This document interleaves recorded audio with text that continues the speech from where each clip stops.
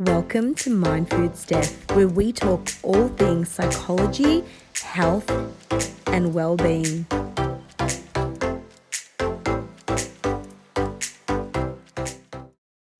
Good afternoon, everyone, and welcome to Psychology Sunday with your resident psychologist, Steph.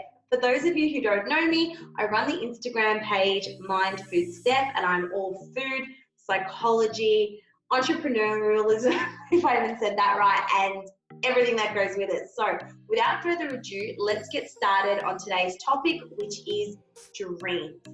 I get asked so much, what does my dream mean? I dreamt I was being chased. What does that say about what's happening in my life? And I have super vivid dreams as well. And dreams are more important than you think. So let's start with why. So why do we dream? Dreaming is actually a very important part of sleep. You've probably all heard that we go through sleep in different stages. Now, the most important stage of sleep is REM sleep, which stands for rapid eye movement. Now, the reason REM sleep is so important is because that is when our processing occurs. So what happens in REM sleep is that your eyes move back and forth like this, right? Rapid eye movement.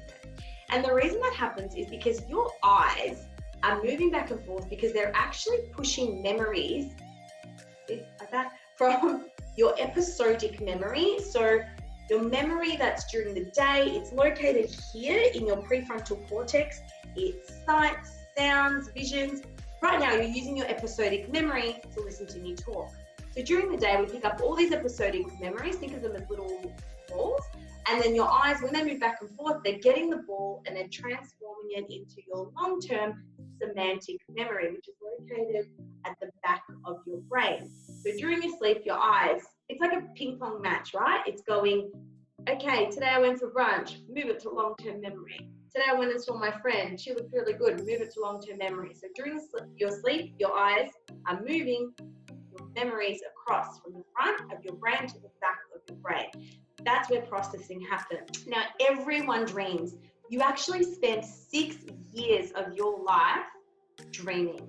Isn't that crazy? But a lot of people don't remember dreams because unless you wake up close to REM sleep, it is actually very hard to remember a dream. But if you want to learn tips and strategies on how to remember a dream, I will go through that at the end of this video. So watch until the end. All right, I want to teach you some really cool facts you may not know about dreams. Drum roll, please. Fact number 1 is you only see familiar faces in dreams.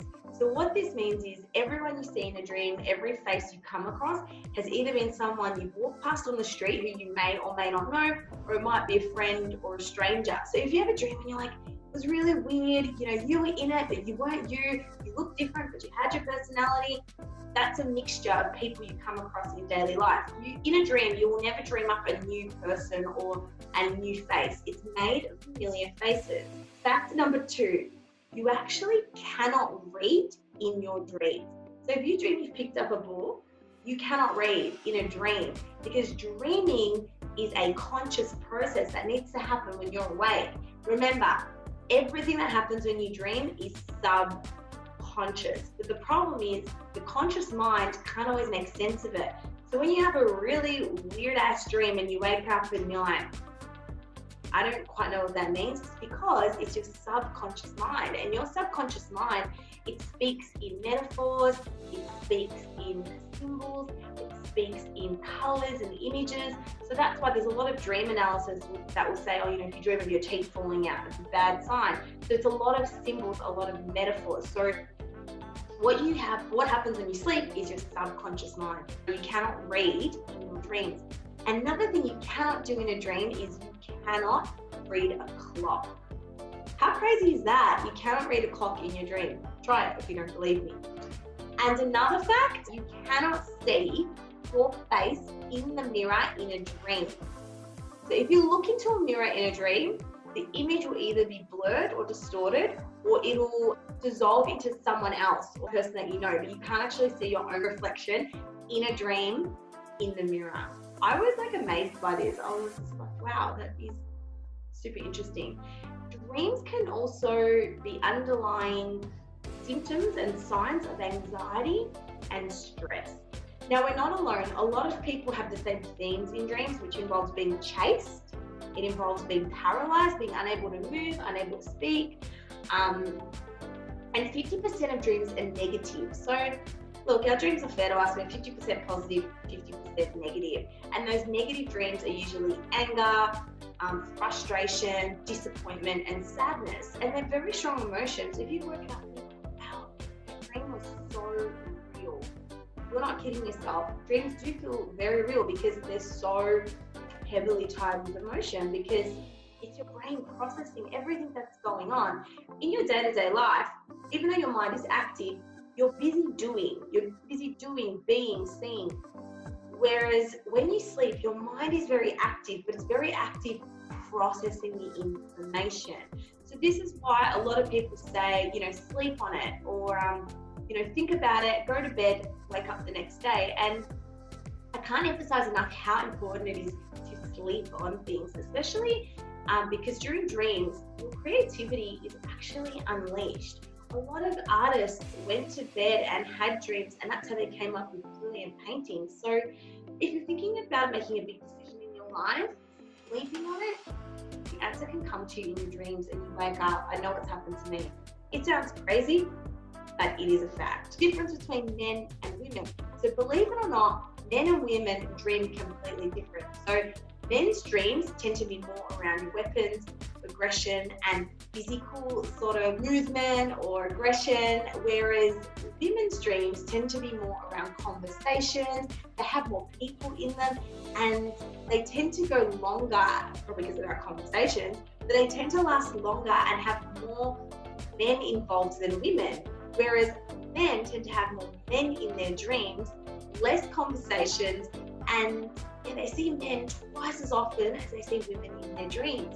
So super interesting how different dreams can change between men and women. And the final fact I was going to tell you is that dreaming is, or can be, a bit of a psychic process. So if you've dreamed something and it has come true, there is some theory and there has been some proven, cases in time where people have dreamed the future. So for example, Abraham Lincoln dreamt he was going to be assassinated, and he was. How freaky is that? OMG. Larry Page dreamt of Google. Then he woke up and developed it. How crazy is that? So dreams can have psychic properties sometimes. They also unleash your creative mind. So if you're working on a project and you're getting frustrated and you're like, I need a break, I need to just figure it out, go to sleep and try to dream. Another thing that came through in dreams was the periodic table and the DNA double helix came in the dream of the developers. Isn't that crazy? So where am I going with all of this? Now, how can you dream? If you're someone who's like, I never had dreams, I never experienced dreams, it might be because you are not relaxed. You can only dream when your subconscious is relaxed. So ways to relax your body before sleep might involve meditation, mindfulness, reading a book, or even some journaling. Just get all the crap of the day out of your head so you can have a restful sleep. If your subconscious is distracted by external circumstances such as noise, like cars going past, you will not dream. And also, if it's distracted by internal distractions such as bladder pressure, so if you need to go to the bathroom, you will not dream. So make sure before you go to bed, you are in a relaxed state and your subconscious is relaxed, and you will be more likely to dream. Now, how you guys can remember your dreams. A lot of people are like, oh, I really want to dream, I really want to remember it, but how? So the way you can remember your dream is before you go to bed, have a couple of glasses of water. Now, I know they tell you the opposite, to have a good night's sleep, but you don't remember your dream. So if you have a few glasses of water before you go to bed, you're likely to wake up during REM sleep. So have you ever woken up during the night and be like, oh my God, I had this crazy dream, blah, blah, blah. And then you go to bed and you wake up in the morning, you're like, oh, I had a crazy dream, but I don't remember what it was. That's because if you wake up during REM sleep, rapid eye movement, where your brain is dreaming because it's processing, that's when you're going to remember your dream. So drinking water before bed forces you to wake up during REM, but keep a notebook next to your bed so when you wake up during the night, write your dreams down. The more you write your dreams down, the more you will remember them. So don't forget, keep a notepad by your bed, drink some water before you go to sleep, and you are likely to remember your dreams. 50% of people remember having at least one dream in their life. So if you want to remember your dreams now, you've got the strategies. But look, dreaming is a really healthy process. I understand dreams can be super scary, and if you are having the same dream over and over again and it is distressing, definitely seek help or speak to someone about it. Another video where I will talk more about trauma, outside of the scope of this video, I can go on for days.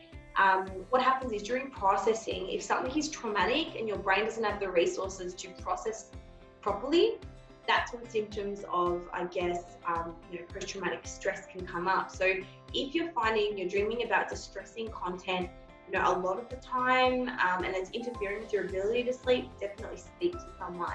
I hope you like this video. If you've got any questions, please comment below or tell me about your dreams. I'd love to hear about them, or if you've had any experience. And if you lucid dream, that's another thing. So lucid dreaming means you know you're in a dream and you can control it. Super awesome. If anyone has experienced lucid dreaming, let me know. I know I lucid dream. I sleep at the stranger's house and eat all their food. So if that's something you experienced, please tell me. I'd love to know below. If you haven't subscribed yet to my YouTube, please do. I'm going to put up so much content, and I really look forward to providing you guys with all the exciting psychology stuff. See ya!